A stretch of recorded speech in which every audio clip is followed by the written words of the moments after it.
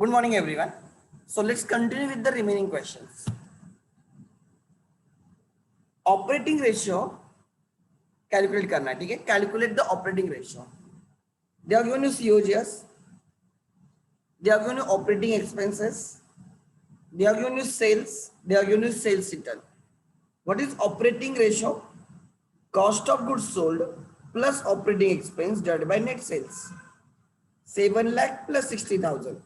7 lakh 60. Divided by net sales. 10 lakhs minus 60,000. 9 lakh 40. 7 lakh 60,000 divided by 7 lakh 60,000 divided by 9 lakh 40 multiply by 100. It is 80.85%.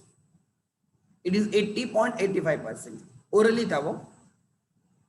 Operating ratio ढूंढना है. Sales minus sales return. You will get net sales of 4 lakh 50. Opening stock, purchase and closing stock, इन तीनों से हमें COGS मिलेगा. Cost of goods sold 60,000. Opening stock plus purchases 2 lakh 20 minus closing stock. Opening stock plus purchases plus any direct expense कुछ नहीं है minus closing stock. So 2 lakh 40 is COGS. 2 lakh 40 is COGS. कितने का COGS है? 2 lakh 40 का. आगे next office and admin expense and selling and distribution expense, ये operating expenses है. These are your operating expense which is 70,000. So your answer is operating ratio is equal to COGS 2 lakh 40 plus operating expense 70, 3 lakh 10,000 divided by net sales 4 lakh 50. 3 lakh 10,000 divided by net sales 4 lakh 50 multiply by 100, it is 68.89%. Operating ratio is equal to COGS plus operating expense divided by net sales multiply by 100. ठीक है? आगे simple question है यार ये. Yes, from the following trading and profit and loss account of the Noah firm for the year ending 31st March 20, calculate operating ratio. देखो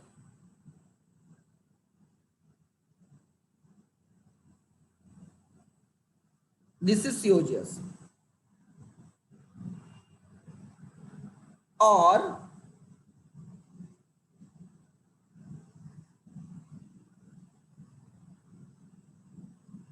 this is also COGS. अच्छा ये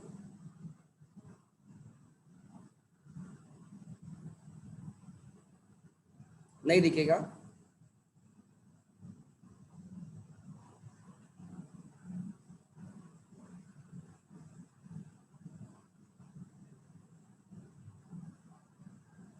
हाँ ये भी COGS है. देखो COGS दो तरीके से ढूंढा जा सकता है.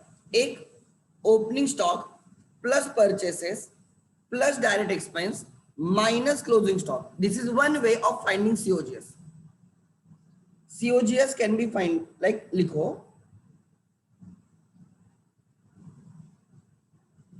COGS can be found out. Opening stock plus purchases plus direct expense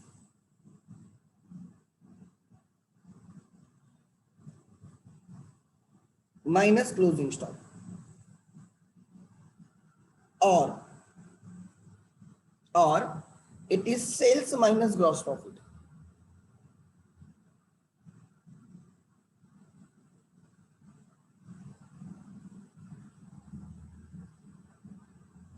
because हमारा ग्रॉस प्रॉफिट का फॉर्मूला था सेल्स माइनस COGS. हमारे ग्रॉस प्रॉफिट का फॉर्मूला था सेल्स माइनस COGS. उस फॉर्मूले से भी हम COGS ढूंढ सकते हैं. So there are two ways of finding COGS. Trading account gives you COGS, cost of goods sold. ठीक है. So what is my COGS in this question? मैं सिंपल बोलता हूं, my COGS is 4,20,000 gross sales minus 2,02,000. 4,20,000 minus 2,02,000. My COGS is 2,18,000.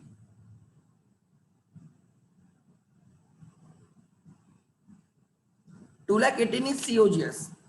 Then I will operating expenses में क्या आ जाएगा? Admin expense, selling and distribution expense से ऑपरेटिंग एक्सपेंस में आ जाएगा. Loss on sale of plant is non operating expense, is non operating expense.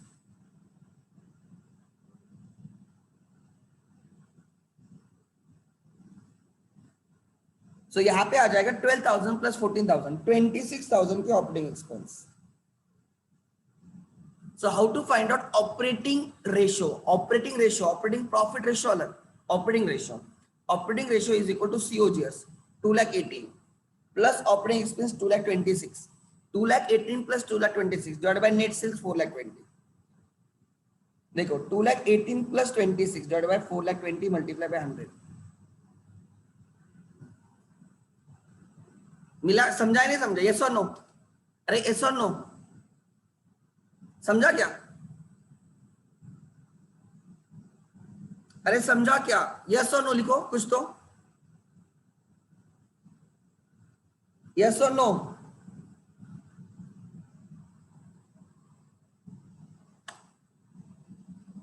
Okay. अब ध्यान देना, मैं सब रेशियो यहां पे निकाल के दिखाता हूं आपको. इसी क्वेश्चन में हम चारों के चारों रेशियो ढूंढेंगे, ध्यान देना.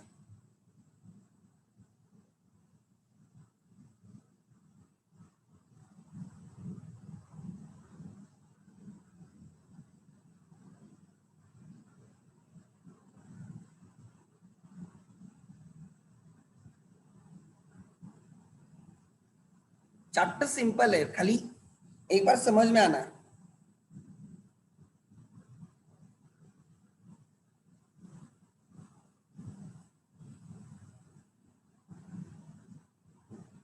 ध्यान देना. First ratio GP ratio. GP ratio, what is formula? GP divided by net sales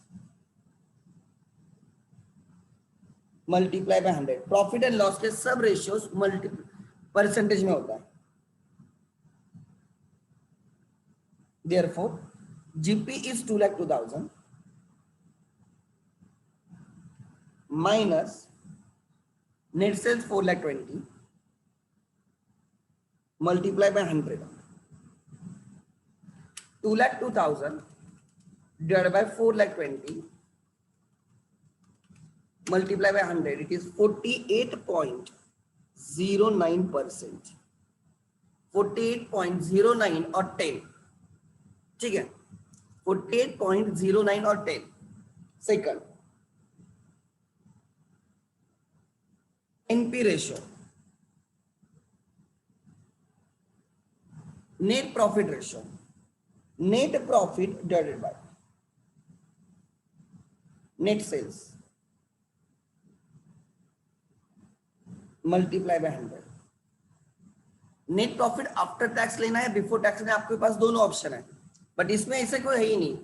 so net profit is 1,36,000 divided by net sales 4,20,000 multiply by 100. 1,36,000 divided by 4,20,000 multiply by 100. 32.38%. Third, operating profit ratio.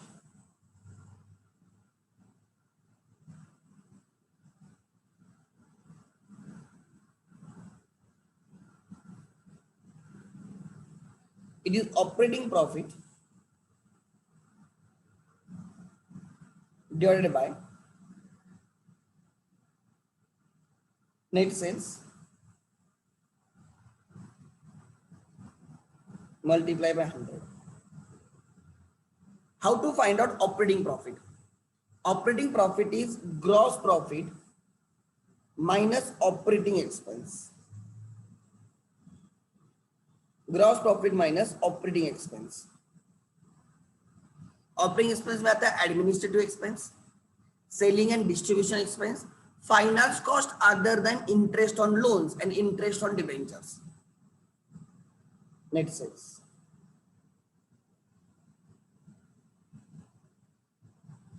So what is your gross profit? 2,02,000 is your gross profit. बराबर, minus these two. 2,02,000 minus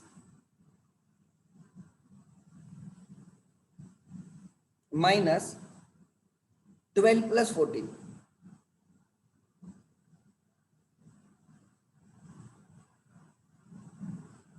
Divided by net sales. कितना है net sales?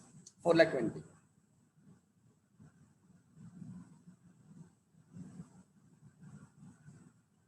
2,02,000 minus 26,000. 1,76,000 divided by 4,20,000.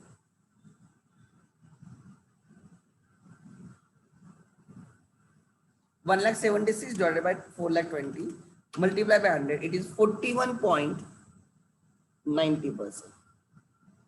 GP ratio से कम रहेगा, GP ratio से कम रहेगा, but NP ratio से ज्यादा रहेगा operating profit ratio, because operating profit GP and NP के बीच में रहता है. आगे and the last operating ratio और operating cost ratio.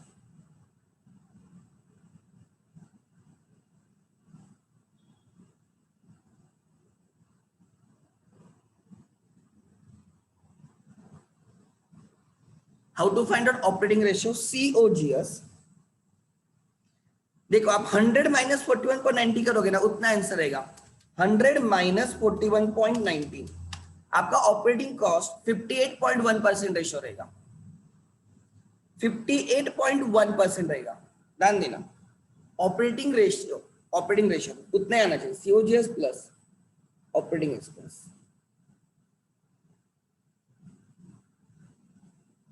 divided by net sales multiply by 100.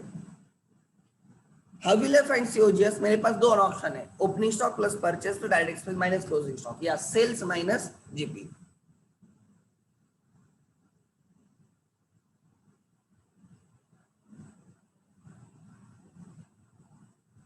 Plus operating expense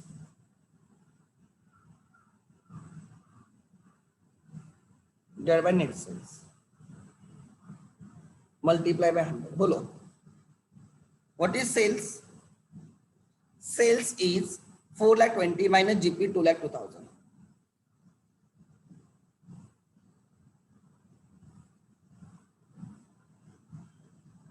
COGS plus 12 plus 40 operating expense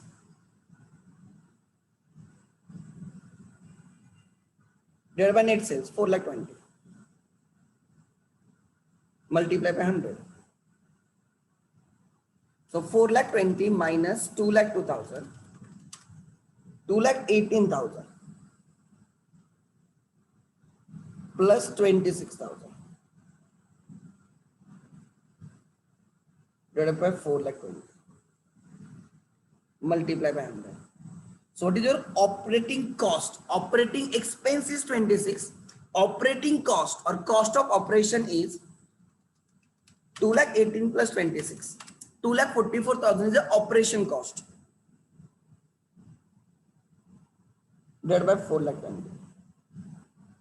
मतलब 4,20,000 के sales में से 2,44,000 की ऑपरेशन कॉस्ट है, मतलब बाकी ऑपरेटिंग प्रॉफिट रहेंगे. ले लो कैलकुलेटर पे, 4,20,000 माइनस 2,44,000 करोगे ना, 4,20,000 माइनस 2,44,000 1,76,000 आएगा. देखो मतलब 4,20,000 का सेल्स है, इसमें से कॉस्ट ऑफ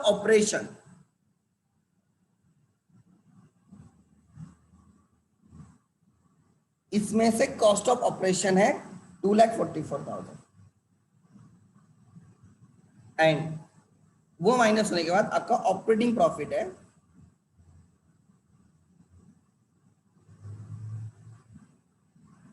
ऑपरेटिंग प्रॉफिट है 1,76,000. इसलिए मैं बोलता हूं कि एक रेशियो है ऑपरेटिंग प्रॉफिट 1,76,000 डिवाइडेड बाय 4,20,000, दूसरा ऑपरेटिंग रेशियो 2,44,000 डिवाइडेड बाय 4,20,000, इसलिए दोनों की टोटल 100% आती है, ठीक है, मल्टीप्लाई बाय 100,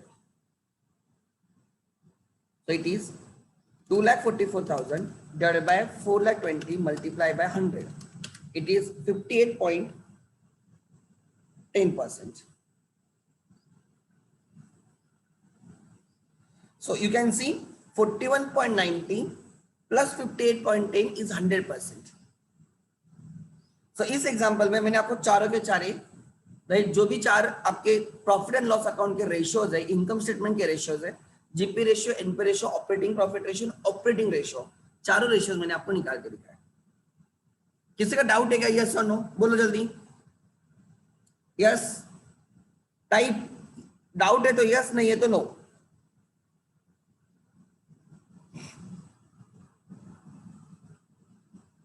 जल्दी, बाकी लोग सो गए क्या?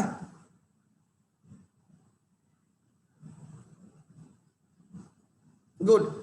अब ध्यान देना, यहाँ पे उन्होंने आपको समरी दी इनकम स्टेटमेंट के ratios, gross profit ratio, operating profit ratio, net profit ratio, ठीक है। इधर अल्टरनेटिव रेशियो में लिखो नेट प्रॉफिट आफ्टर टैक्स, एक बिफोर टैक्स वाला है, दूसरा आफ्टर टैक्स वाला है, वहां पे चेंज करो आपके समरी में, बिकॉज बाद में आपको खाली ये शीट देखना है, इसमें आपके सब फॉर्मूलेज दिए उन्होंने। So net profit after tax divided by net sales multiply by 100, operating ratio COGS plus operating expense divided by net sales multiply by 100। Okay, अब हमारे खाली दो रेशियो बाकी जो आज हम करेंगे।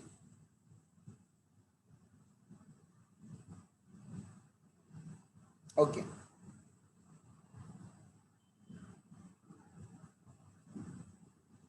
यहां पे देखो कौन से क्वेश्चन है उसके लिए।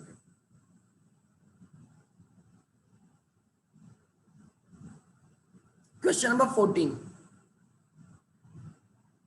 Question number 14, calculate GP ratio, sales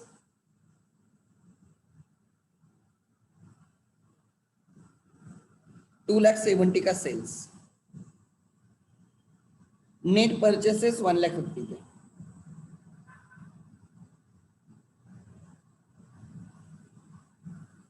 sales return नहीं है, that is not sales ratio, that is sales return, change करो वहां पे, -20,000,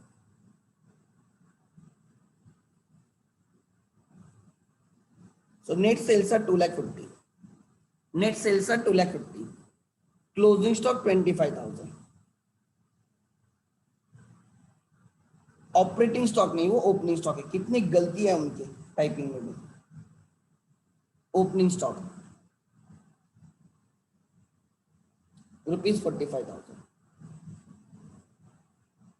this is sales return, this is opening stock, ठीक है। So 2,50,000 plus 25,000 minus 45,000 minus 1,50,000, 80,000,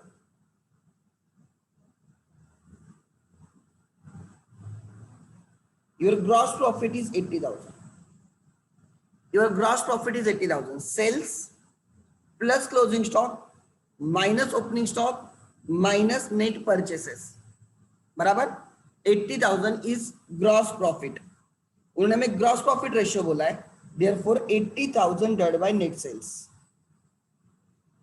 2,50,000 multiply by 100, 80,000 divided by 2,50,000 multiply by 100, 32%, उधर ही लिखो बाजू में, चलो बाजू में लिखो, चलो सिंपल है रे, ये चैप्टर है ना, सिंपल है।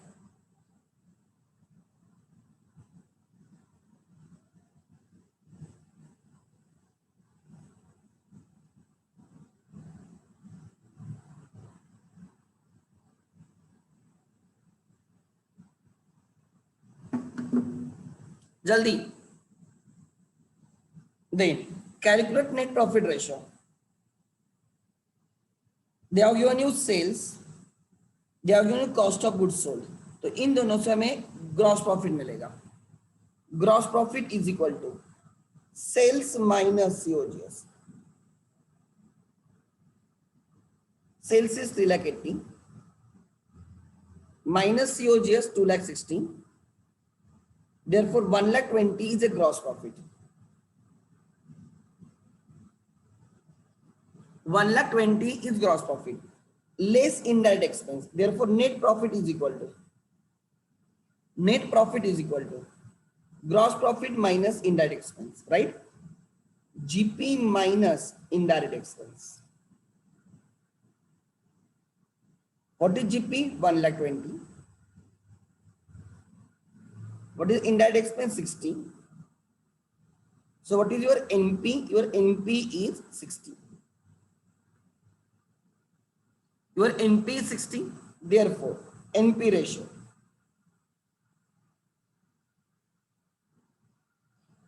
A net profit divided by net sales. Multiply by 100. Net profit is 60,000. Divided by net sales 3,80,000. Multiply by 100. 60,000 divided by 3,80,000 actually. Multiply by 100 is 15.78% or 79%. लिखो, उधर ही लिखो, बाजू में कुछ नहीं होता है, नहीं तो अलग से नोटबुक में लिख रहे हो तो से लिखो। चलो जल्दी करो।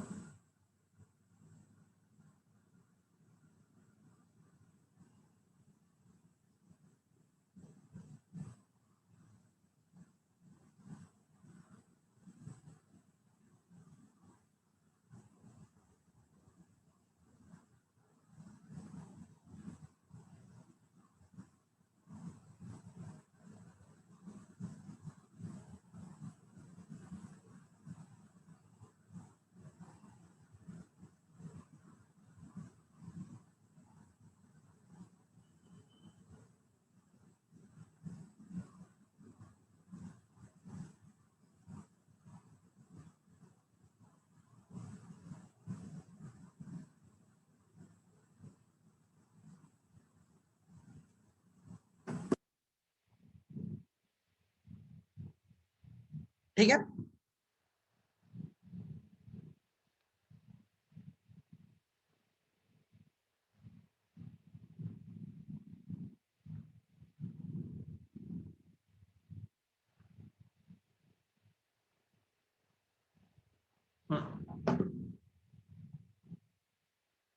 आगे then next is operating ratio ढूंढना है। They are given you COGS, they are given you operating expenses, sales and sales return. Therefore यहां पे लिखता हूं उसका answer. Operating ratio is equal to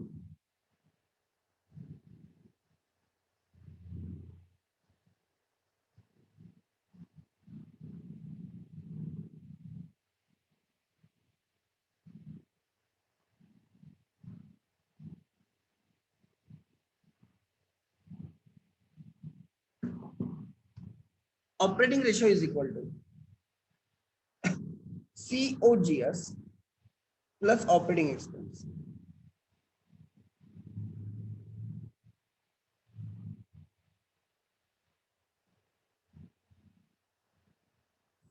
divided by COGS plus operating expense divided by net sales multiply by 100।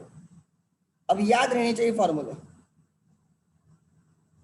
डिवाइडेशन में हर जगह पे net sales है तो वो प्रॉब्लम नहीं है। सो 3,50,000 divided by 3,50,000 plus operating expense 30,000, 3,80,000. Then what is net sales? Net sales is 5 lakhs minus 30,000. Multiply by 100. So it is 3,80,000 divided by 4,70,000. Multiply by 100. 3,80,000 divided by 4,70,000. Multiply by 100. 80.85%.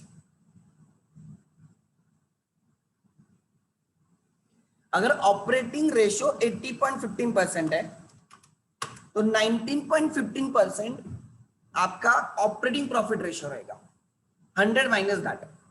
आगे, and the last, calculate current ratio, current asset divided by current liabilities.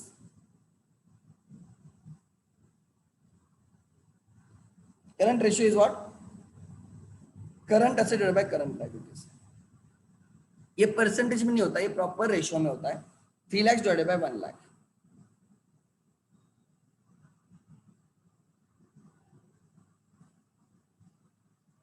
Three is to 1. For every 1 rupee current liability, you have 3 rupees current assets. You are in a very safe position. ठीक है?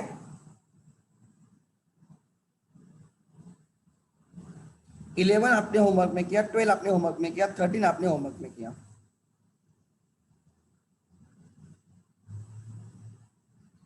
अब जो 2 ratio बाकी है वो करते हैं। Let's start. जो 2 रेशियो पेंडिंग में वो करते हैं। First is return on capital employed and the second one is return on investment. ठीक है, ये दोनों रेशियो हमें करने हैं। चलो ऊपर इन डिटेल रेशियोज दे होंगे, वहां पे चलो। Yes,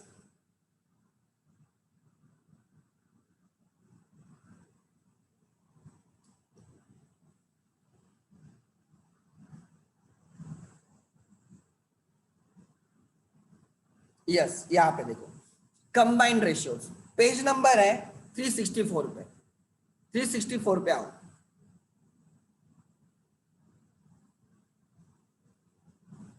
return on investment and second is return on capital employed, ROC, ROI and ROC. ध्यान देना, अच्छे रेशियोज है, बहुत लॉन्ग टर्म में यूजफुल रेशियोज है।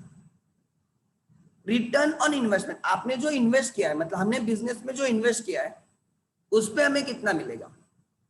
This ratio measures net profit before tax and interest, right? Net profit before tax and interest and the capital invested. ये गलत है, ये मेजर्स नहीं होना। This ratio is a relationship between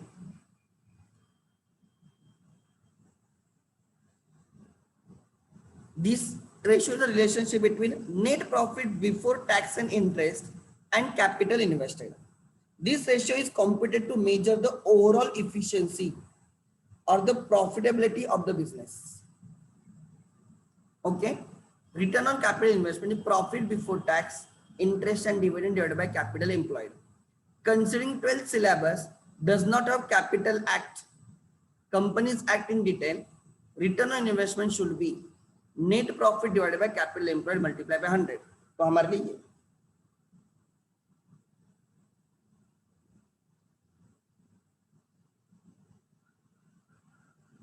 net profit divided by capital employed multiplied by 100. Then capital employed is equal to equity share capital, preference share capital, reserves and surplus, plus debentures and other long-term loans. Or capital employed is equal to fixed assets, current assets minus current liabilities. This ratio indicates the ability of the company to generate the profit per rupee of the capital employed. Okay, मैं आपको ठीक से लिख के देता हूँ, आपके syllabus में क्या है वो देखो, जिससे इन्होंने यहाँ पे बोला। Then return on capital employed is what? This ratio measures the relation between the net profit before interest and tax and shareholders funds. Okay, shareholders funds. The funds are supplied. The funds are supplied equity and preference share by this equity and preference shareholders. Okay, net profit. Okay, capital employed. Capital employed is total assets minus current liabilities. No issues. Fixed assets, current assets, current liabilities. This ratio indicates the shareholders funds to efficiently used or not. This ratio is higher than return on investment. आपके syllabus में क्या है? Let me check.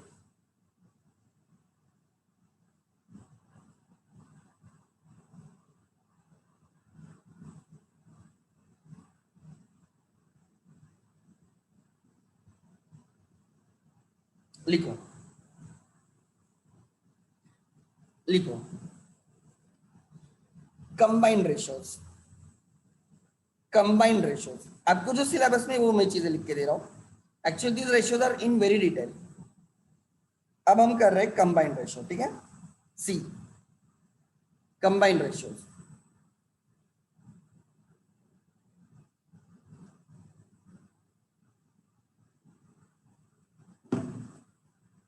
लिखो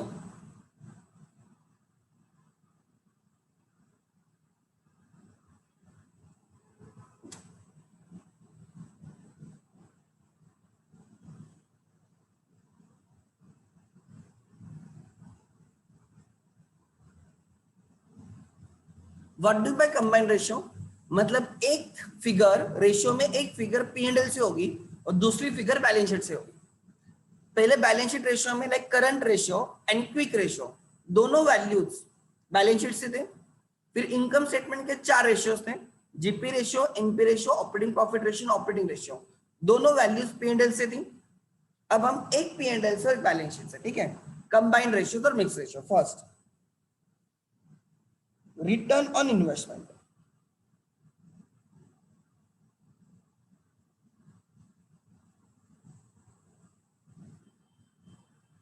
return on investment क्या लिखा है आपके syllabus में, ध्यान देना। आपके सिलेबस में क्या लिखा है, return on investment is equal to net profit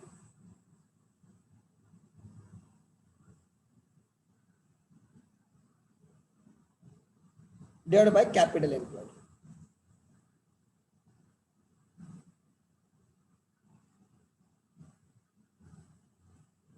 multiply by 100, return है वो परसेंटेज में होगा।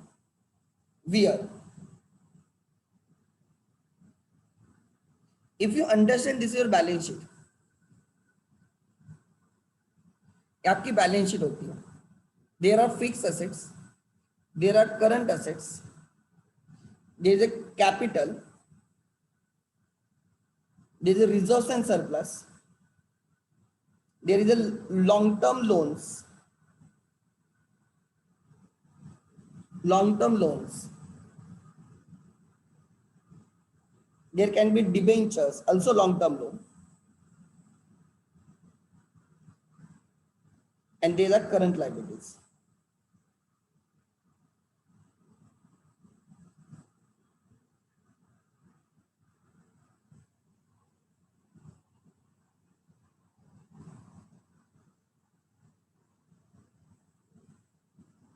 ध्यान देना क्या बोल रहा हूं। अगर ये बैलेंस शीट आपको समझ में आती है तो आपको जल्दी समझ में आएगा what I mean by capital employed. So ये आपकी टोटल असेट्स होंगे,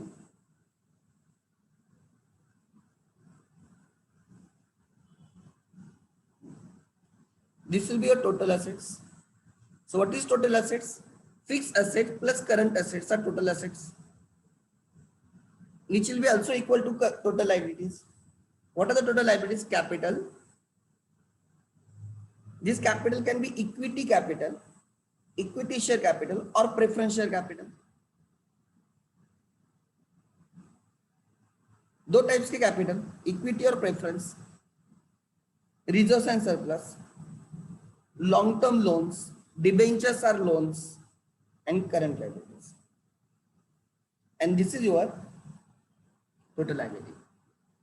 What do you mean by capital employed? Try to understand. For return on investment, ROI, capital employed is equal to capital employed is equal to this.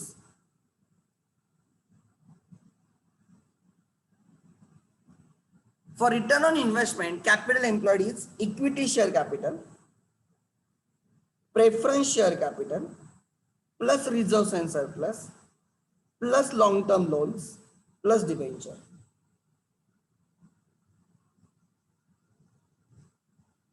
Plus debentures.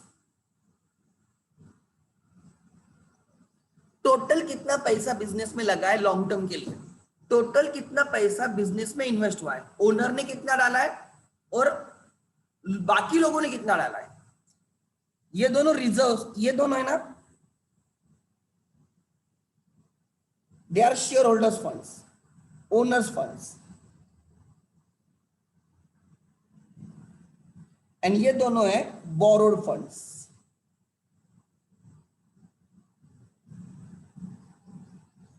एप्लीके source of funds, total कितना fund business में, this is source of fund, total sources of fund,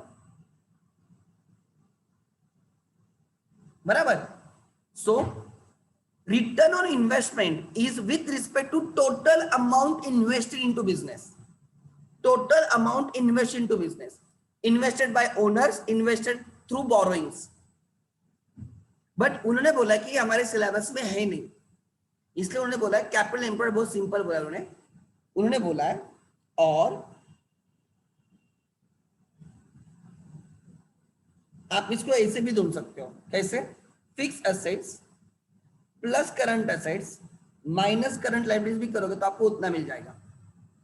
try to understand how to find out, ये दोनों क्या होते हैं, sources of fund होते हैं ना। हम इन दोनों को क्या बोलते हैं, इफ यू रिमेंबर, हम इसको बोलते हैं sources of fund.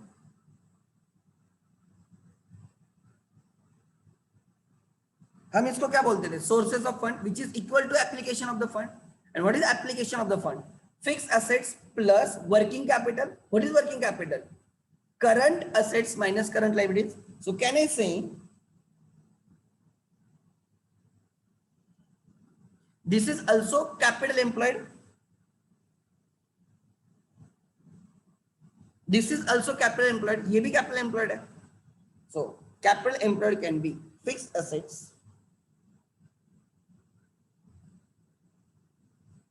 plus current assets minus current liabilities।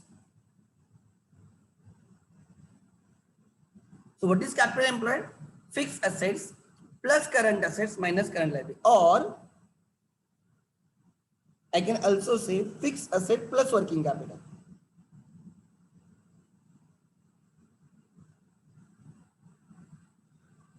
plus working capital, because current assets minus current liabilities is, right, current assets minus current liabilities is working capital। यहाँ पे capital employed you can say application of the fund, total application of the funds।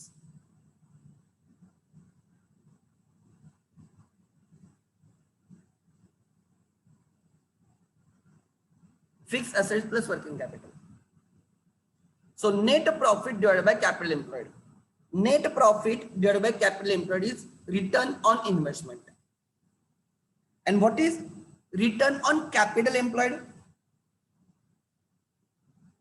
इसको हम बोलते हैं ROI, इसको हम बोलते हैं ROI। दूसरा होता है return on capital employed.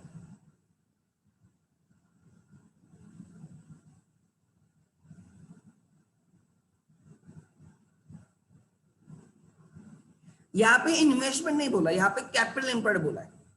Investment मतलब सोर्सेस ऑफ फंड और application of the fund, investment.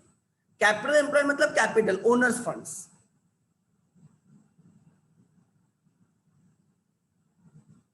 ROCE, इसका कैसे कर लोगे ध्यान देना, it is net profit divided bye, right, owners capital, owners capital multiply by 100। इसमें जो मैंने कैपिटल एम्प्लॉयड बोला है ना, इसमें जो मैंने कैपिटल एम्प्लॉयड बोला है ना, ये owner plus outsiders, owned plus borrowed दोनों आ गया। और कैपिटल एम्प्लॉयड का जो फॉर्मूला है ना, रिटर्न ऑन कैपिटल एम्प्लॉयड, उसमें खाली ओनर्स का कैपिटल आ गया, ओनर्स कैपिटल। ठीक है, सो देखते हैं यहाँ पे क्वेश्चंस। एक्चुअली इसका पर्पस कंपनी में बहुत यूज होता है, बिकॉज कंपनी में there are two types of fund, specific funds. Equity capital होता है, प्रेफरेंस कैपिटल होता है, there is loans and there are debentures. अगर हम चारों लेके करते हैं तो रिटर्न ऑन इन्वेस्टमेंट मिलता है, एंड इक्विटी एंड प्रेफरेंस लेके ही करते हैं तो हमें रिटर्न ऑन कैपिटल एम्प्लॉयड मिलता है। Try to understand. अब यहाँ पे क्वेश्चन में क्या लिखा है ध्यान देना, रिटर्न ऑन इन्वेस्टमेंट और return on capital employed, employed होना चाहिए, एम्प्लॉय लिखा है वहां पे। Return on capital employed from the following details, right, from the following details, from the following details you are required to calculate return on investment. Profit earned is 50,000, capital 2 lakhs, reserves 1 lakh, loan 2 lakhs. Return on investment, investment दो लोगों की, owner की plus borrowers, like हमने जिनसे borrowed fund से वो, so ROI is equal to net profit divided by capital employed. इस capital employed में दो लोगों का पैसा आता है, सोर्सेस ऑफ फंड्स आते हैं। कैपिटल एम्प्लॉयड मतलब source of fund, owner's fund plus borrowed fund multiply by 100, right. What is net profit? 50,000 divided by capital employed, owners capital 2 lakhs plus profit reserves, ये ओनर्स कैपिटल आ गया। अगर इतना ही करूंगा तो ROC रहेगा, मल्टीप्लाई बाय 100 करूंगा तो आरओसी मिलेगा, रिटर्न ऑन कैपिटल एम्प्लॉयड मिलेगा। बट हमें आरओसी नहीं ढूंढना है, हमें रिटर्न ऑन इन्वेस्टमेंट ढूंढना है, तो प्लस बोरोड फंड भी लेने होंगे 2 लाख के लोग, multiply by 100, so 50,000 divided by 3 lakhs owners capital, owners funds plus 2 lakhs borrowed fund, multiply by 100, so 50,000 divided by total 5 lakhs multiply by 100 is 10%। मतलब अगर बिजनेस में total source of fund is 5 lakh, business में total कितना पैसा आया है? 5 lakh, total 5 lakh का fund हुआ है, इन्वेस्ट हुआ है 5 लाख का, total application of the fund is 5 lakhs, total source of the fund is 5 lakhs, so 5 lakhs डाल के हमें 50,000 मिले, हमने 10% कमाया, 5 लाख पे 10% कमाया 50,000। टोटल बिजनेस में कितना पैसा लगा? ओनर का 3 लाख, बोरोड फंड्स का 2 लाख, टोटल 5 लाख लगा है बिजनेस में, और हमें मिला 50,000 का प्रॉफिट, मतलब हमने 10% ऑन टोटल अमाउंट इन्वेस्टर कमाया। सो एक चीज समझ में आनी चाहिए, जब हम return on capital, return on investment ढूंढते हैं तो उसमें owners capital, owner's fund plus borrowed fund लेना है, हमें सोर्सेस ऑफ फंड लेना है। क्या लेना है? Sources of fund. अब यहां पे लिखा गया है calculate return on capital employed, return on capital employed, उन्होंने हमें सीओजीएस, सेल्स एंड सीओजीएस दिया, सेल्स एंड सीओजीएस दिया, यहां से हमें जीपी मिलेगा। Sales is 10 lakhs minus COGS 5 lakhs, therefore my gross profit is 5 lakhs, GP is 5 lakhs, GP is 5 lakhs, GP ratio ढूंढना है, GP 5 lakh divided by 10 lakhs का cell, 5 lakh divided by 10 lakhs 50%, GP is 50%, GP ratio. Operating expense, therefore profit, GP minus expenses 5 lakhs minus, right, operating expense 3 lakhs। जितनी information दी है उससे मेरा net profit मिलता है 2 lakh, 2 lakhs is net profit divided by capital employed, 2 lakhs divided by 5 lakhs multiply by 100, 40%। बस 2 ही question है पूरे course में, तो लिख लेना, ये वाले फॉर्मूला लिख लेना।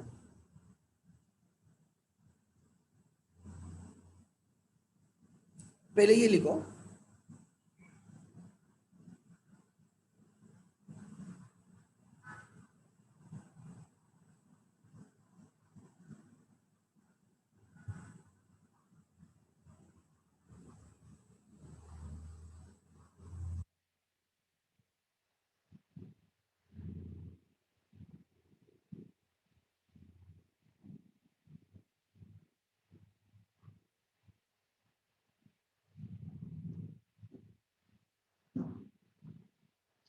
अरे दो चीजें याद रखना, खाली डिफरेंस क्या है?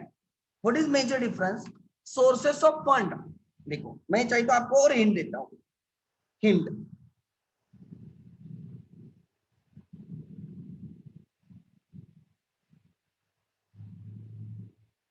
For ROC, for return on capital, consider both owned funds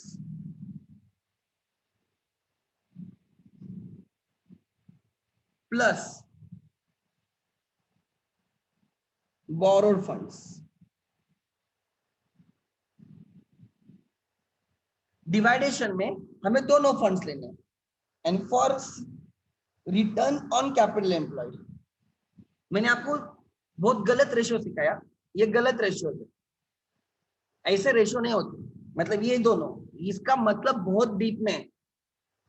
कभी बाद में जो लोग इंटर में रहेंगे ना, इंटर फाउंडेशन करके इंटर में जाएंगे, they will learn this ratio more in detail, वहां पे करेक्ट रेशियो ये, this is not the net profit is itself is wrong, हम नेट प्रॉफिट लेते ही नहीं, आर लाइक नेट प्रॉफिट मतलब वो गलत है, नेट प्रॉफिट नहीं बोलना चाहिए, मैं करेक्ट रेशियो भी नीचे लिख के दूंगा। For ROC consider only own funds,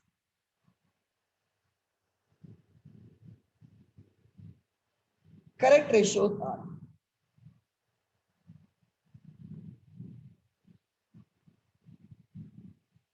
अगर हमें रिटर्न ऑन इन्वेस्टमेंट चाहिए तो मेरा डिवाइडेशन में क्या क्या आने वाला है, ध्यान देना, मेरे डिवाइडेशन में आने वाला equity share capital plus preference share capital.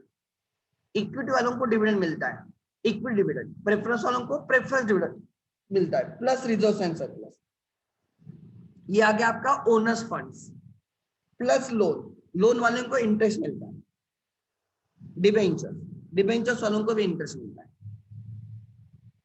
सो मुझे वो प्रॉफिट चाहिए जो इन सबको पेमेंट करने के पहले के, मतलब डिबेंचर वाले को इंटरेस्ट पे करने के पहले के, लोन वाले को इंटरेस्ट पे करने के, इंटरेस्ट पे करने के पहले के प्रॉफिट, प्रेफरेंस वालों को प्रेफरेंस डिविडेंड पे करने के पहले के प्रॉफिट, इक्विटी वालों को इक्विटी डिविडेंड पे करने के पहले के प्रॉफिट। मतलब मुझे यहाँ पे चाहिए प्रॉफिट बिफोर,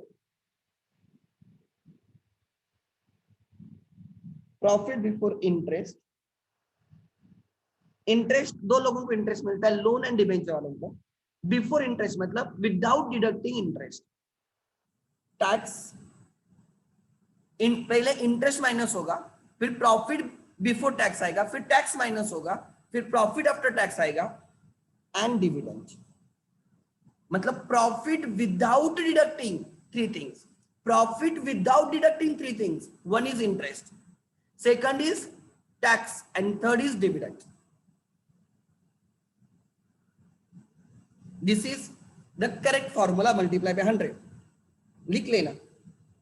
अरे हम क्या ढूंढ रहे हैं, इतना जो पैसा हमने बिजनेस में लगाया ना, ये वाला पैसा, इस पैसे के लिए कितने प्रॉफिट्स अवेलेबल है, इनके लिए कितने प्रॉफिट्स अवेलेबल है, मतलब डिबेंचर वालों को और लोन वालों को इंटरेस्ट मिलने के पहले के प्रॉफिट हमें चाहिए। सो सबसे पहले इंटरेस्ट माइनस होता है, फिर हमें प्रॉफिट बिफोर टैक्स मिलता है, फिर हम प्रोविजन फॉर टैक्स माइनस करते हैं, फिर हमें पैट मिलता है, प्रॉफिट आफ्टर टैक्स, एंड फिर हम प्रेफरेंस डिविडेंड माइनस करते हैं, और फिर हम इक्विटी डिविडेंड माइनस करते हैं। ऐसे सबसे पहले इंटरेस्ट माइनस होगा, फिर टैक्स माइनस होगा, फिर प्रेफरेंस डिविडेंड माइनस होगा, एंड इक्विटी डिविडेंड। बहुत लोगों ने मुझे बोला था what is difference between preference capital, preference shares and equity shares. देखो द डिफरेंस इज दोनों शेयर्स ही है, but preference share holders are those share holders which get dividend in priority to equity share holders. अगर मेरे पास equity shares है और तुम्हारे पास प्रेफरेंस शेयर्स है, एंड कंपनी को डिविडेंड देना है, तो पहले तुम लोगों को मिलेगा, जब तक तुम लोगों को आपका डिविडेंड नहीं मिलेगा तब तक मुझे इक्विटी डिविडेंड नहीं मिलेगा। मतलब इन द पेमेंट ऑफ डिविडेंड पहले प्रेफरेंस वालों को मिलता है, उनको प्रेफरेंस मिलता है, इसलिए उनका नाम प्रेफरेंस शेयर होल्डर्स है, और तुम्हारा डिविडेंड देने के बाद अगर प्रॉफिट बचेंगे तो इक्विटी वालों को डिविडेंड मिलेगा। So in the payment of dividend those shares which get preference are the preference shareholders, and जब बिजनेस बंद होता है, कंपनी लिक्विडेट होती है, तब जब कैपिटल रिपे किया जाता है तो रिपेमेंट के टाइम भी पहले आपको आपका कैपिटल मिलेगा, मतलब पहले प्रेफरेंस कैपिटल का रिपेमेंट होगा और बाद में इक्विटी वालों का कैपिटल, अगर पैसे बचेंगे तो हमें मिलेगा, मतलब रिपेमेंट में भी आपको प्रेफरेंस मिलेगा, इसलिए आपको प्रेफरेंस शेयर कैपिटल बोला जाता है। So those capitals, that capital which has a preference in the payment of dividend and the repayment of the capital, जब डिविडेंड पे करने का टाइम आएगा तो उनको प्रेफरेंस मिलेगा, एंड जब कैपिटल रिपेमेंट का टाइम आएगा तो उनको प्रेफरेंस मिलेगा, उन कैपिटल्स को प्रेफरेंस शेयर कैपिटल बोलते हैं। तो जिसके पास ऐसे कैपिटल शेयर है हम बोलते हैं उसके पास preference shares, preference share capital या प्रेफरेंस शेयर्स है। मतलब सबसे हाईएस्ट रिस्क किसकी रहती है? इक्विटी वालों की रहती है, बिकॉज हमें डिविडेंड मिलेगा नहीं मिलेगा गारंटीड नहीं, हमारा कैपिटल रिटर्न होगा गारंटीड नहीं, बट प्रेफरेंस वालों को डिविडेंड गारंटीडली मिलता है, फिक्स डिविडेंड मिलता है, फिक्स डिविडेंड मिलता है प्रेफरेंस वालों को। इक्विटी वालों को फ्लक्चुएटिंग डिविडेंड मिलता है, कभी मिलेगा कभी नहीं मिलेगा। प्रेफरेंस वालों को फिक्स डिविडेंड मिलेगा, अगर किसी साल में डिविडेंड नहीं मिलता तो उस साल का डिविडेंड बाद में कभी उनको मिलेगा। इक्विटी वालों को नहीं मिला तो कभी भी नहीं मिलेगा। तो सबसे हाईएस्ट रिस्क इक्विटी वाले होते हैं। Equity are the real owners of the business, equity shareholders are the real owners of the business, preference shareholders are the owners but they don't take that much risk as the equity, इसलिए equity shares में ज्यादा risk होती है। If you invest in the equity shares, preference shares में उससे थोड़ी कम risk होती है, डिबेंचर्स में उससे भी कम रिस्क होती है। सो ऐसे डिफरेंसेस है, ठीक है। अकाउंटिंग में फॉर अस इक्विटी और प्रेफरेंस में कोई डिफरेंस नहीं, वैसे देखा जाए तो लॉ के पॉइंट ऑफ व्यू डिफरेंस है। So what is return on investment? So हमने ये जो पैसा लगाया है, डिबेंचर्स वालों ने पैसा लगाया हमारे बिजनेस में, लोन वालों बैंक से हमने पैसे लेके लगाया है, हमने इक्विटी वालों ने प्रेफरेंस वालों से, तो इन सब के लिए कितने प्रॉफिट्स अवेलेबल है? मतलब डिबेंचर वालों के लिए कितने प्रॉफिट्स है, लोन वाले के लिए कितने प्रॉफिट्स है, इक्विटी एंड प्रेफरेंस वालों के लिए कितने प्रॉफिट्स है।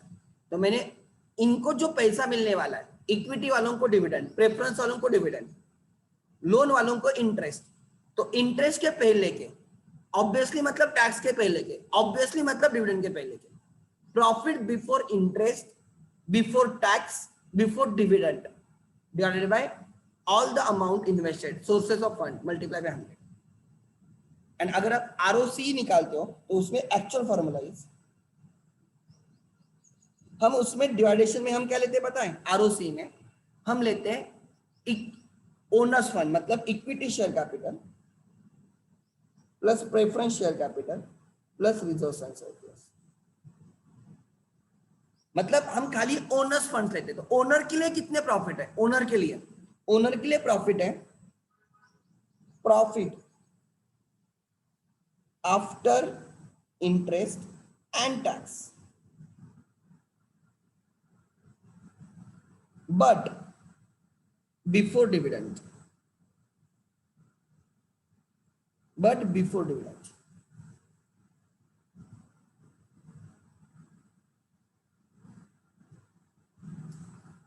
देखो जब मैंने डिनोमिनेटर के हिसाब से न्यूमरेटर डिसाइड होगा। जब मैं रिटर्न ऑन इन्वेस्टमेंट ढूंढ रहा हूं, ध्यान देना बहुत सिंपल चीज है, ज्यादा कुछ कॉम्प्लिकेटेड नहीं है। जब मैं रिटर्न ऑन इन्वेस्टमेंट ढूंढ रहा हूं तो मेरे बिजनेस में टोटल कितना पैसा इन्वेस्ट हुआ है, total owner's fund plus borrowed fund, तो उनके लिए कितने प्रॉफिट्स अवेलेबल थे, मतलब उनका खुद का माइनस होने के पहले के प्रॉफिट, डिबेंचर का इंटरेस्ट माइनस होने के पहले के, लोन के इंटरेस्ट माइनस होने के पहले के, इक्विटी वालों का और प्रेफरेंस वालों का डिविडेंड माइनस होने के पहले, मतलब interest before profit before interest before tax before dividend. अब मैं आरओसी में क्या लिया? मैंने ओनर्स फंड लिया। ROC is a return with respect to owner's fund. Return on investment is a return with respect to sources of fund. Return with respect to sources of fund, ROI. Return with respect to owner's fund is ROC. तो equity and preference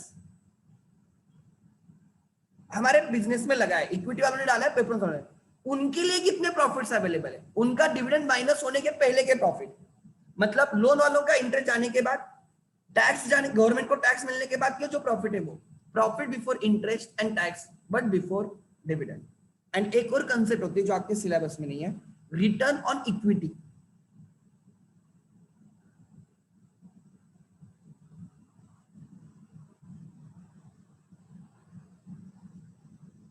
equity share capital मतलब अब denomination क्या आएगा ध्यान देना।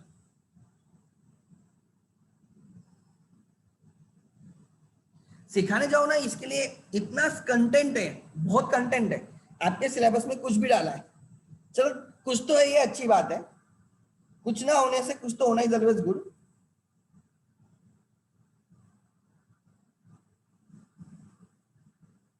Return on equity concept होती है। Equity मतलब equity share, equity share holders के लिए कितने प्रॉफिट्स है, मतलब equity share capital plus reserves and surplus, ठीक है। इनके लिए कितने प्रॉफिट्स हैं, profit after interest. Debenture and loan वालों का उनका इंटरेस्ट दे दिया, गवर्नमेंट को टैक्स दे दिया, एंड प्रेफरेंस कैपिटल वालों को उनका डिविडेंड दे दिया, प्रेफरेंस डिविडेंड।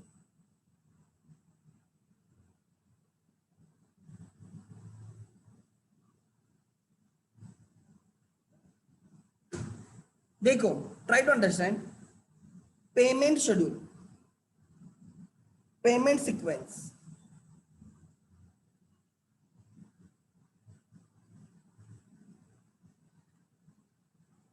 सबसे पहले इंटरेस्ट पेड किया जाएगा, फिर टैक्स पेड किया जाएगा,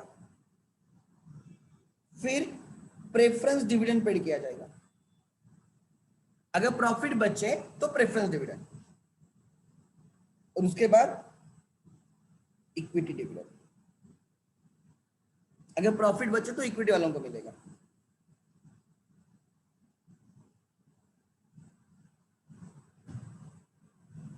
सो रिटर्न इन्वेस्टमेंट में इन चारों के पहले के प्रॉफिट, इन चारों के पहले के profit, return on capital employed में इन दोनों के पहले के profit, preference dividend equity dividend के पहले के प्रॉफिट, एंड आरओई में रिटर्न ऑन इक्विटी में इक्विटी डिविडेंड के पहले के प्रॉफिट। लिख लेना, this is for your information, this is for your knowledge, this is the correct formulas.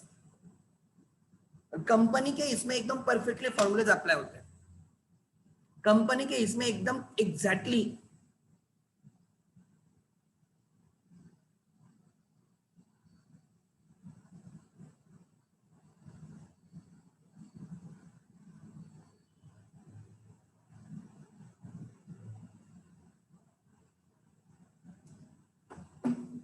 these are the मतलब there are three types of returns in the case of companies, या कोई भी organisation case में तीन types के return होते हैं।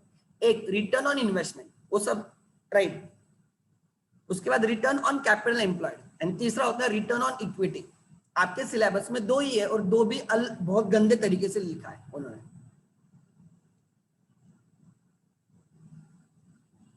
और उसका एडिशनल एक भी क्वेश्चन नहीं है क्या, कहां पे देखो,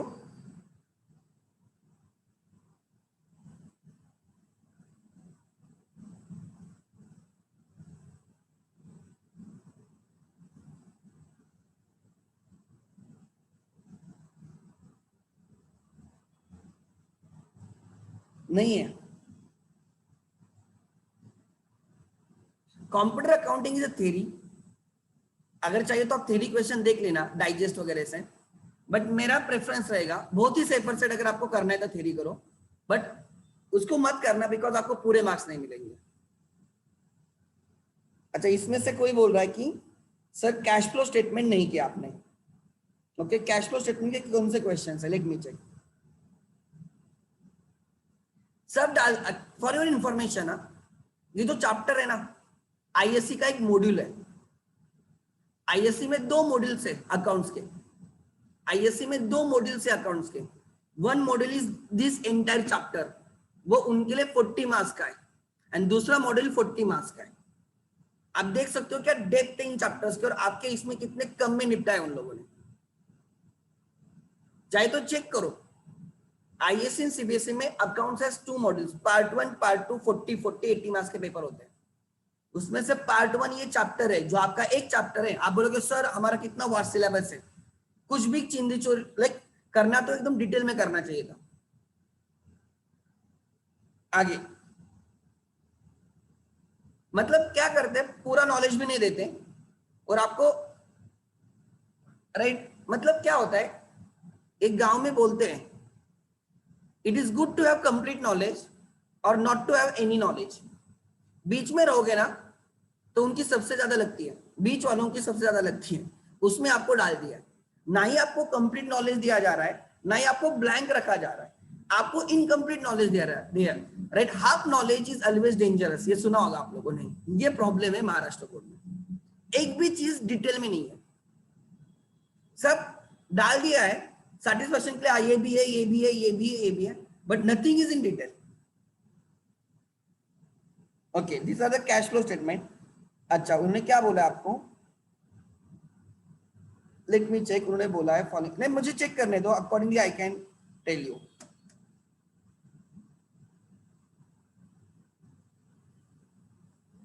ओके, कैश फ्लो के क्वेश्चन है क्या? I hate this.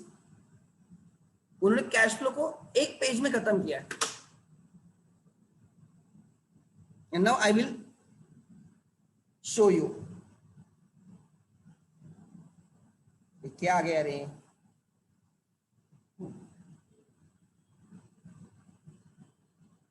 ध्यान देना।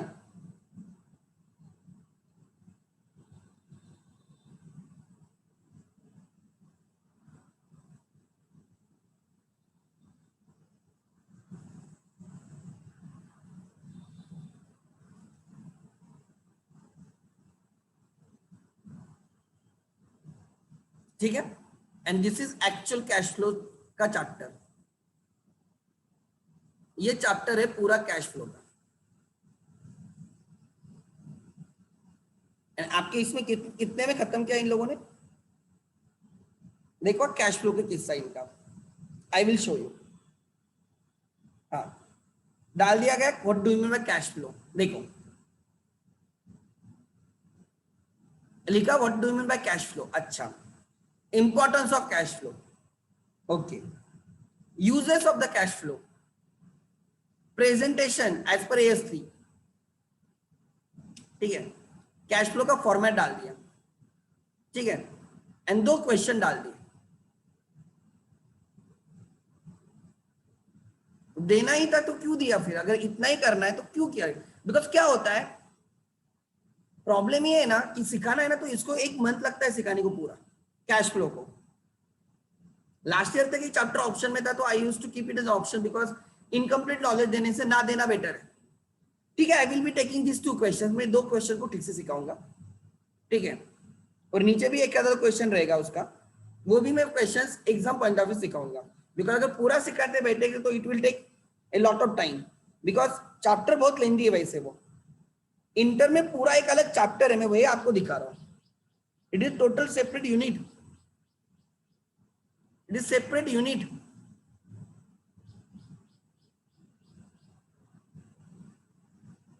नाउ ओके, कैश फ्लो मेरे एंड पे एंड है, एक पूरा अलग यूनिट है, देखो, ठीक है, नो इश्यूज। कैश फ्लो मेरे इन पे पेंडिंग है, राइट, ओके। मुझे एनपीओ की रिवीजन लेनी है, मुझे इको का 2 चैप्टर्स खत्म करके हो जाएगा वो।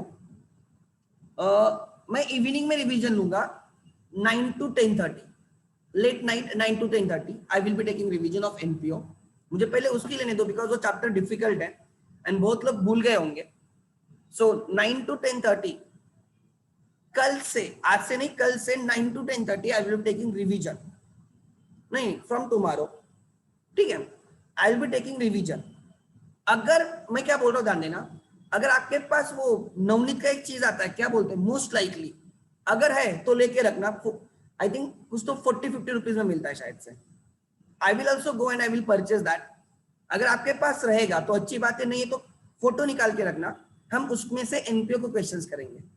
मोस्ट लाइकली के उसमें से क्वेश्चंस आते हैं एग्जाम में, इसलिए तो अगर पॉसिबल है तो लेके रखना, ठीक है। हम उसमें से करेंगे, ठीक है।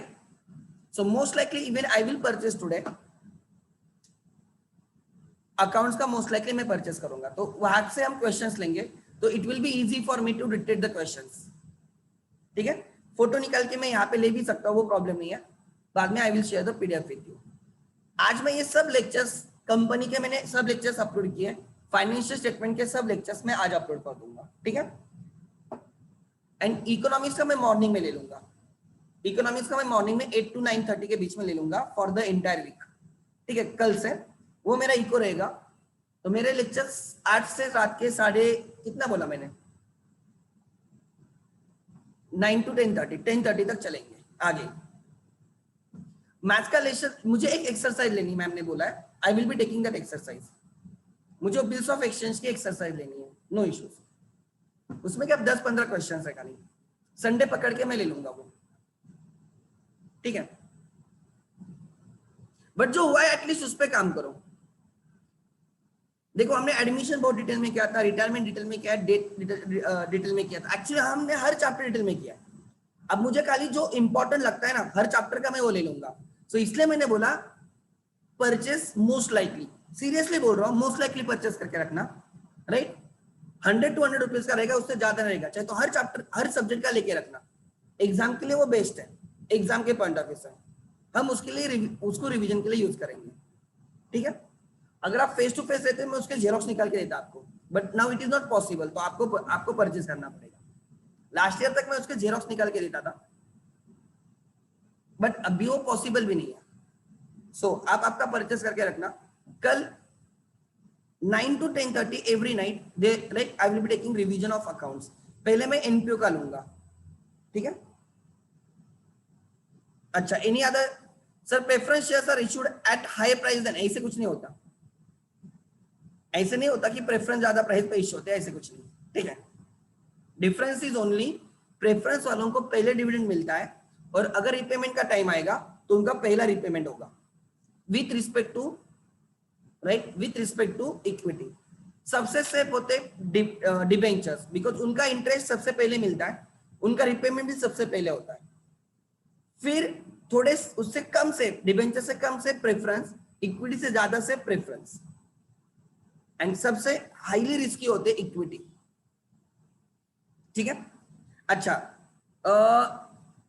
हमारे पास 10 मिनट है, एक सेकंड, हमारे पास अगर 10 मिनट है तो हम इसके एमसीक्यू कर लेते हैं ना जल्दी, 2 मिनट में हो जाएंगे। चलो आपके सामने टेक्स्ट बुक है, एमसीक्यू कर लेते हैं, 10 मिनट्स आगे।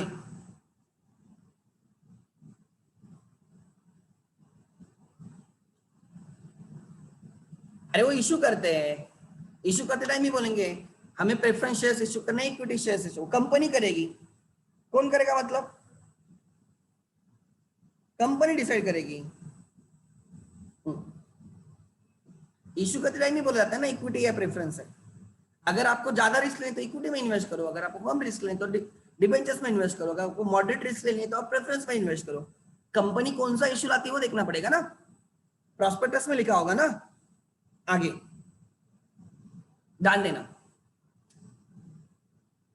select the most appropriate. Gross profit ratio indicates relationship between gross profit and gross profit to बोलो ABCD, करो टाइप जल्दी, everyone make it fast, ABCD, net cash, net sales, net purchase, gross sales, yes, net sales. So gross profit is the relationship between gross profit to net sales, gross profit divided by net sales, good. Current ratio is equal to dash dash divided by current liabilities, ABCD, AB, quick assets, quick liabilities, current assets, none of the above. C, current asset divided by current liabilities is current ratio. Liquid assets are equal to, liquid assets or quick assets is equal to current asset plus stock, current asset minus stock, current asset minus stock plus prepaid expense, or none of the above. ABCD बोलो, actually it is B, current asset minus stock, minus होना चाहिए था prepaid expense, यहाँ पे plus लिया इसलिए wrong है, minus prepaid expense, आप कंप्लीट कर देना उसको, और एक होता है minus advance tax. For your information, so most appropriate answer is B, most appropriate answer is B. Actually हम तीन चीजें माइनस करते हैं, stock, prepaid expense, advance tax. COGS, what is COGS? Cost of goods sold, ABCD, sales minus GP, sales minus NP, sale proceeds, none of the above, ABCD, COGS, yes, A। इसके दो options है, opening stock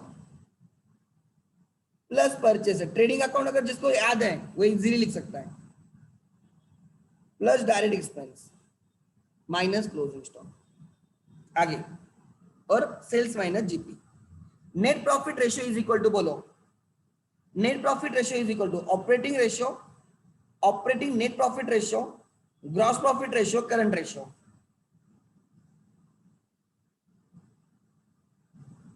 fifth का answer आप ही check करो यार, I don't know. Net profit ratio लिखा है उन्होंने, एबीसीडी क्या लिखा है उन्होंने, this is the blunder made by the HSC. Net profit ratio is different and operating profit ratio is different. अब भी आपको पता है वो, उन्होंने क्या ऑपरेटिंग रेशियो लिखा है क्या? अरे operating ratio is the cost ratio, ये कॉस्ट रेशियो होता है, it is not profit ratio. तो मुझे बोलो 5 का आंसर क्या लिखा है, पीछे चेक करो रे, पीछे क्या आंसर लिखा है देखो, क्या लिखा है, एबीसीडी, क्या ए लिखा है? Okay, God bless you. Then it is equal to net profit divided by net sales multiply by 100. This is correct answer. The common size statement requires, common size statement requires common base, journal entries, cash flow और current ratio। बोलो ABCD। common size के लिए क्या चाहिए, common base, balance sheet में we take total sources of funds and total application of fund as 100%, and in income statement we take total sales as 100%। so हमें common size statement में common base चाहिए होता है। bills payable is ABCD, long term loan, current liability, liquid assets और net loss। bills payable is current liability। generally current ratio should be ABCD, बोलो current ratio should be A B C D, जल्दी, current ratio should be 2:1, ideal current ratio is 2:1, ideal liquid ratio is 1:1। From financial statement analysis the creditors are specifically interested to know liquidity. Creditors को क्या चाहिए, उनको उनका पैसा मिलेगा नहीं मिलेगा, liquidity. Creditors are interested to know, ये वीआईपी क्वेश्चन है, ये बहुत बार रिपीट हुआ है। Creditors are interested to know liquidity, ठीक है, उनको उनका पैसा मिलने से मतलब है। आगे, the statement showing profitability of 2 different periods, statement showing profitability of 2 different period, comparative income statement. Comparison है, दो पीरियड का बोल रहा है, एंड प्रॉफिटेबिलिटी मतलब income statement, comparative income statement. अगर गलत है तो मुझे बोल देना, पीछे क्या लिखा है, कंपैरेटिव इंटरेस्ट नहीं मैडम, इनकम स्टेटमेंट है।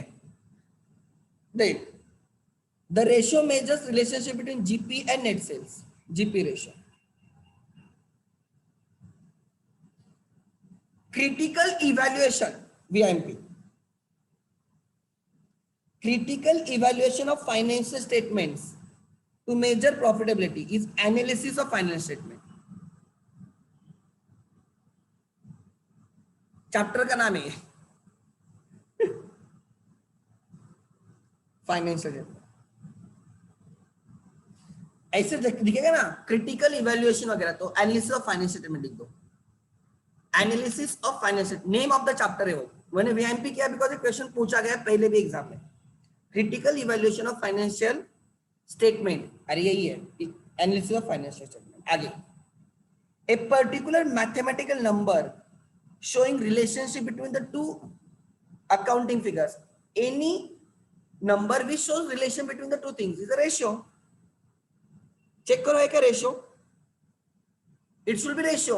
अरे रेशियो क्या करता है, दो वैल्यूज का रिलेशनशिप दिखाता है। आगे, an asset which can be converted into cash immediately, liquid assets। Check करो बराबर है लिक्विड एसेट्स, पीछे चेक करो लिक्विड एसेट है क्या, इमीडिएटली लिखा इसलिए लिक्विड एसेट होना चाहिए, है क्या चेक करो, या क्विक एसेट्स, लिक्विड और quick assets. The ratio measuring relationship between the net profit and the ownership capital employed, ownership capital, owners capital employed. अगर आपको टोटल कैपिटल एम्प्लॉयड चाहिए तो रिटर्न ऑन इन्वेस्टमेंट होता है ओनरशिप वालों का, ओनर वालों का, ROCE। चेक करो बराबर है क्या, ROCE, return on capital employed. Check करो एक बार, इसको वीएमपी करके रखना। ये बच्चे गलती करते हैं, बच्चे लिख के आते रिटर्न ऑन इन्वेस्टमेंट, बट यहाँ पे लिखा है ओनरशिप, मतलब ओन्ड फंड्स की बात हो रही है, ओन्ड फंड्स की। तो ओन्ड फंड्स का जो रहेगा रिटर्न दिखाएगा वो रेशियो रहेगा return on capital employed. Check करो बराबर है क्या ROCE, यस और नो। अरे मेरे पास नहीं है बुक, नहीं तो मैं खुद चेक करता। ओके, नहीं, the statement showing financial position मतलब बैलेंस शीट, फाइनेंशियल पोजीशन मतलब balance sheet for different periods और previous and current year is comparative balance sheet.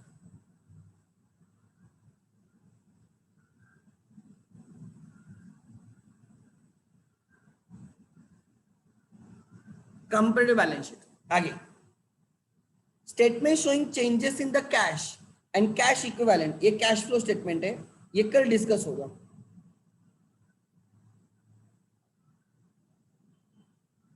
ये कल डिस्कस करेंगे cash flow statement. Changes in cash ना, नहीं, activity related to the acquisition of long term, अच्छा ये investing activities है, ये भी कैश फ्लो का है, कल होगा। आंसर लिख लेना, investing activity. Long term assets होते हैं ना, इन्वेस्टमेंट परचेस करने होगा तो उसको इन्वेस्टमेंट एक्टिविटी बोलते हैं, फिक्स एसेट परचेस करने को इन्वेस्टिंग एक्टिविटी बोलते हैं। आप इन्वेस्ट कर रहे हो ना।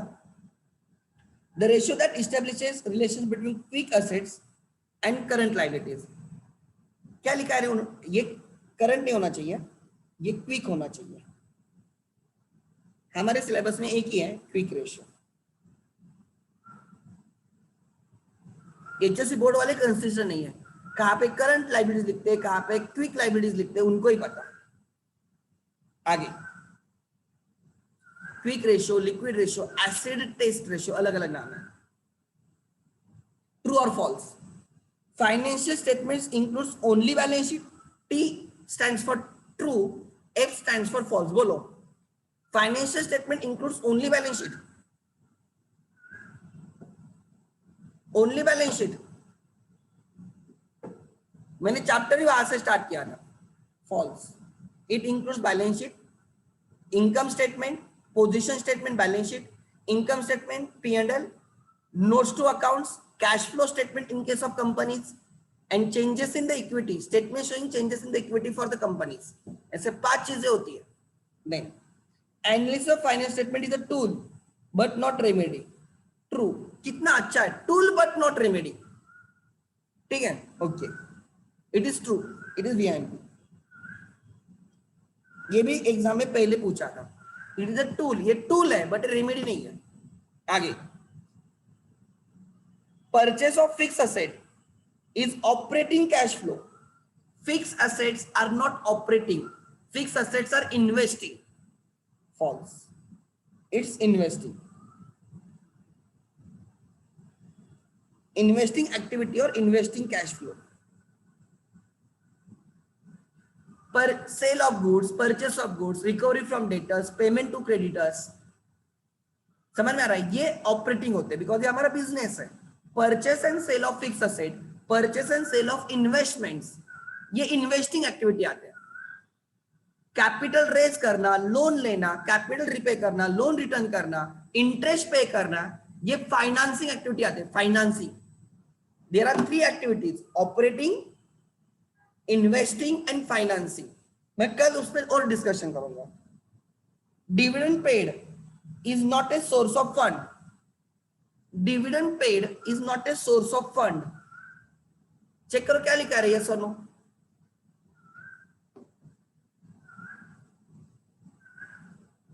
फोर्थ का चाहिए, ट्रू और फॉल्स। फोर्थ चेक करो एक बार पीछे। महाराष्ट्र बोर्ड वाले कुछ भी पूछते कभी कभी। हाँ, अच्छा ट्रू। पेमेंट है ना, ये सोर्स नहीं है, हम पेमेंट कर रहे हैं। It is application of the funds, right.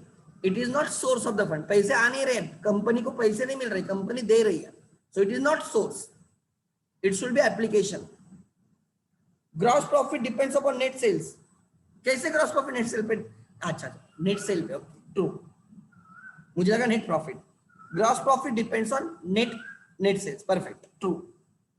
वही तो रेशियो ना, GP divided by net sales. Payment of cash against purchase of stock is use of the funds. Payment of cash against purchase of stock is use of the funds, true. हम use कर रहे हैं ना funds को, हम payment कर रहे हैं, this should be true. Ratio analysis useful for the interfirm comparison, true. Inter-firm, इंट्राफर्म, सब टाइप्स के। इंटरफर्म मतलब बिटवीन 2 फर्म्स, इंट्राफर्म मतलब क्या, with in the same firm. Ratio analysis is useful for both inter as well as intra-firm comparison. Ratio analysis हम comparison करते हैं। Suppose मेरा profit GP ratio 20% है और आपका 25% जीपी रेशियो, तो आप मेरे से बेटर हो। मेरा एनपी रेशियो 20% है, आपका 18% है, तो मैं आपसे बेटर हूं। समझ में आ रहा है? My return on investment is 30%, your return on investment is 20%. I am better than you. My operating ratio is 30%. Your operating ratio is 25%. Who is better? मेरा operating ratio 30 है और आपका operating ratio is 25%. तो कौन better है, मैं या आप? लिखो।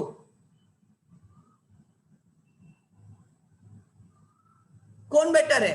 आप बेटर हो या मैं बेटर हूं? स्टूडेंट्स आर बेटर और मी?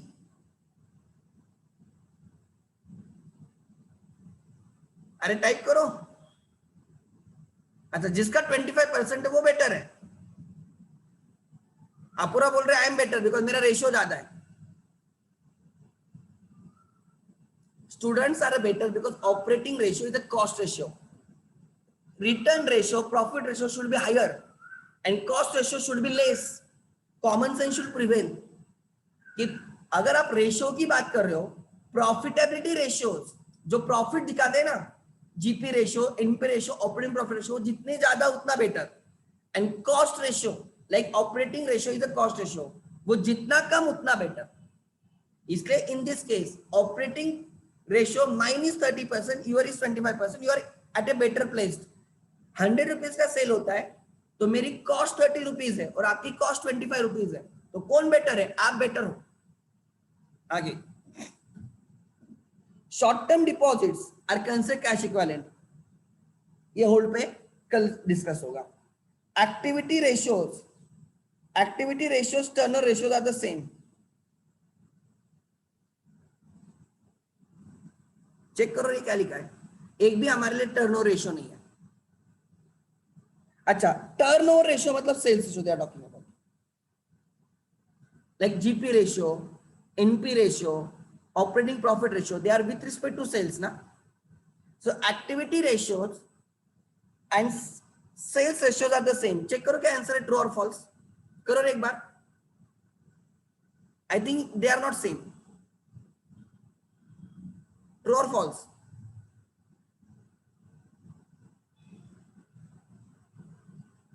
True, they are same. Okay, then current ratio measures liquidity of the business, true। current ratio measures liquidity of the business। Quick ratio measure the short term solvency of the business. Current ratio liquidity measure करता है, quick ratio short term solvency measure करता है। आगे, ratio analysis measures profitability, efficiency and financial soundness of the business. This should be true. This should be true. Usually current ratio should be 3:2. False. It should be 2:1. And the last, ध्यान देना, mention two objectives of comparative statement. आप ऊपर देख लेना यार, ठीक है। Then intra firm comparison, intra firm comparison, ठीक है, वो दो रीजन लिख सकते हो आप। डिसीजन मेकिंग में वो हेल्पफुल रहते हैं, प्लानिंग में फाइनेंशियल स्टेटमेंट का एनालिसिस, कंपैरेटिव कंपैरिजन में हमें पता चलता है ना कि हम प्लानिंग कर सकते हैं अकॉर्डिंगली। लिख लेना वहां से। State 3 examples of the cash flows, ये कल आ जाएगा। 3 examples of cash out inflow का एग्जांपल, इनफ्लो में amount received from debtors, loan taken, sale of fix asset, sale of investment, पैसे आ रहे हैं ना, dividend received, interest received, commission received, cash sales, amount received from debtors, ये सब inflows है। कैश अकाउंट डेबिट वाला लिखना है, कैश अकाउंट डेबिट। इनफ्लोज लिखना है तो इनफ्लो क्या क्या है, simple inflows, cash sales, amount received from debtors, loan taken, capital raised, dividend received, interest received, commission received, all are inflows। and outflows का एग्जांपल, कैश अकाउंट क्रेडिट वाले transaction को cash account credit वाले। Example, cash purchases, cash गई, बराबर, payment to creditors, cash गई, dividend paid, cash गई, commission paid, cash गई, ठीक है, इंटरेस्ट पेड, कैश गई, कैपिटल रिपेड, कैश गई, लोन रिपेड, कैश गई, परचेस ऑफ इन्वेस्टमेंट, कैश गई, परचेस ऑफ असेट्स, कैश गई। So inflows कैश आई, कैश अकाउंट डेबिट वाले, and cash outflows cash account credit वाले ट्रांजैक्शंस लिखने हैं। आगे सिंपल था। Give the formula for the GP ratio, GP divided by net sales multiply by 100। Give the formula for gross profit, gross profit is sales minus COGS. State any 3 examples of the current assets, cash, bank, stock, that is inventory, debtors, bills receivable, prepaid expense, advance taxes। मैंने 6 example दिए, 7 examples दिए, ठीक है। Then formula of the current ratio, current asset divided by current liabilities. Formula for the quick assets, quick assets are current assets minus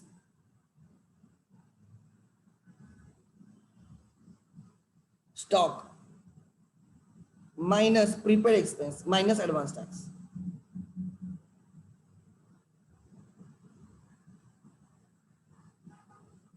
Tax paid in advance। 15th March is the last date for the payment of tax। जो कल year खत्म हो ना 31st मार्च, उस year का advance tax last payment की तारीख 15 मार्च थी।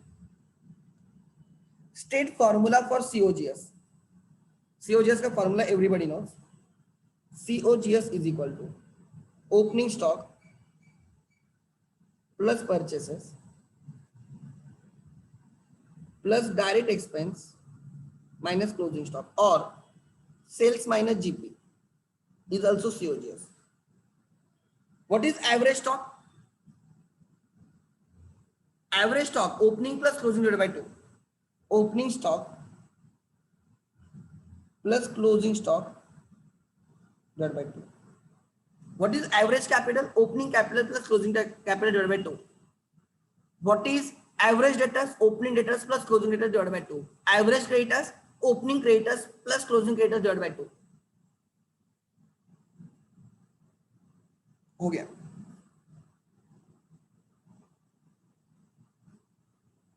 ठीक है, चलो आज हम यहाँ पे रुकते हैं। ऑलमोस्ट खाली कैश फ्लो के कोई क्वेश्चन बाकी है वो कर लेंगे, ठीक है। Thank you.